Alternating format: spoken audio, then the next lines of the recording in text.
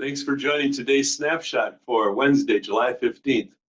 For the people of Dr. Martin Luther Church in Oconomowoc and for other friends who watch these on a daily basis.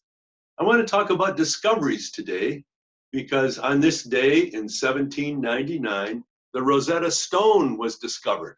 The Rosetta Stone is about 4 feet tall, about 2 feet wide, and a foot thick at least.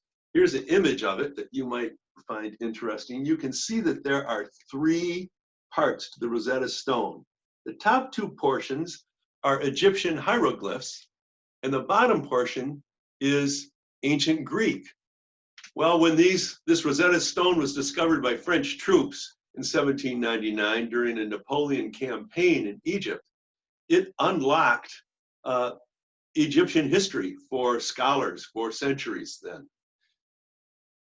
Before this, people did not know what the hieroglyphs meant, but because they know the Greek, they could figure out what those hieroglyphs meant. And the stone has become an iconic image of discovery and openness and new knowledge. I have a friend who had a small Rosetta Stone on his desk to remind people of the importance of discovering new things.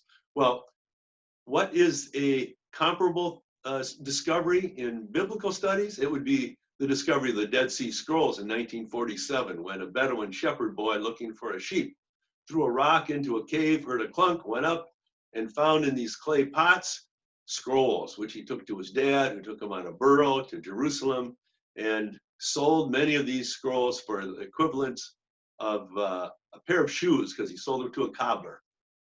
Over the years, many more scrolls were found, so many that all of the books of the Old Testament are contained in some form in the Dead Sea Scrolls, except for the book of Esther. But the complete book of Isaiah is found in these scrolls. What's so interesting is that before the scrolls were discovered, the earliest texts of the Old Testament were from 900 AD. But these texts are from 125 BC.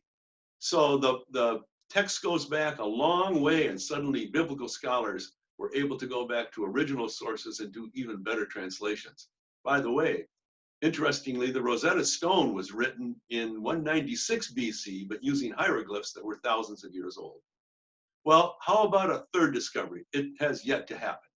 Teilhard de Chardin, the great French philosopher, said this: "Someday, after we have mastered the winds, the waves, tides, and gravity, we shall harness for God the energies of love. And then, for the second time in the history of the world, humankind will have discovered fire." I love that quote. Let's conclude with a hymn about discovering the word. O God of light, your word, a lamp unfailing, shall pierce the darkness of our earthbound way, and show your grace, your plan for us unveiling, and guide our footsteps to the perfect day. Thanks for watching today. God bless you.